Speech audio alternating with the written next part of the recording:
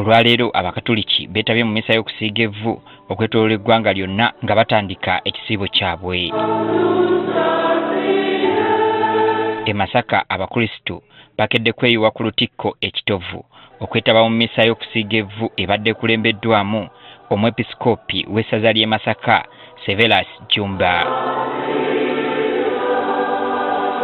Mu kusabisa omwepisikoopi Jumba alaze obukulu bw'ekisiibo mwawabulidde abakristu okukulembeza obwerufu mu kisiibo kino n'abo abamanyi nti babba obululu bwa bannaabwe okwenenya bazeeyo obuwanguzi buno eri abo abatuufu ababawangula. Okusiiba kisookera ku kwetunulamu nga bwendi nze nabba obululu nga tewali nannumiriza, nze saagaliza okubba ate mu Katoliki kisanyusanyu bobozaayo tuba obululu bwa muno busiiba. Omusumba Jumba akkaatirizza empagi y'okuwaayo eri abatalina awatali kweraga. Abavubuka mugiyita kwekola ki? Kwerabisa, kwesoma, kwemulisa, nga teweeragaalaga.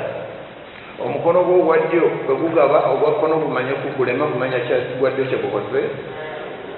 Bw'oba ogenda okugaba toyita bantu timujje n'okakwata mu bbanga ng'okawanika ti kano kabbanga mukalaba kabizike ngenda kawaayo waayo mukasi nkasirise. Wabula akubirizza abafumbo okunywerera mu bufumbo buli omu agumiikirize munne wakati mu kumanya nti okusoomoozebwa kwe baba bayitamu kufaananako omusaalaba Yezu gwe yeetikka. Kati gwe okufunayo kukazibuzibwawo omukyalo ono ng'ayombayomba ng'oga nti adde ewaabwe addawa mwetikke gwe musaalaba Katonda gwakuwadde mu bufumbo bwo. Beera mugumiikiriza nga Yesu bwe yayita mu passion mutegeeza mugumiikiriza, suffering patiently. Jumba agamba nti mu nnaku za kalema abakristu balina okwongera amaanyi mu kwegayirira naddala nga basoma sappule ebikolwa eby'okunyolwa. Obudde buno is about prayer. Twongeremu amaanyi mu kwegayirira ekisinde n'abasabye mu maka batte sappule. Ate olw'okuba budde bwa kisiibo Ekereziya yatukubiriza tutwale bikolwa byaki byakunyolwa kitegerekeka bulungi, byakunyolwa byakukkakkana byakudda gyali nga tubyebuulirirako nga atuyamba okufookasinga ku kalukale kubanga ebyokunyolwa awo ebitunudde. Abakristu abalala nabo boogedde ku kisiibo kino ekitandise olwaleero.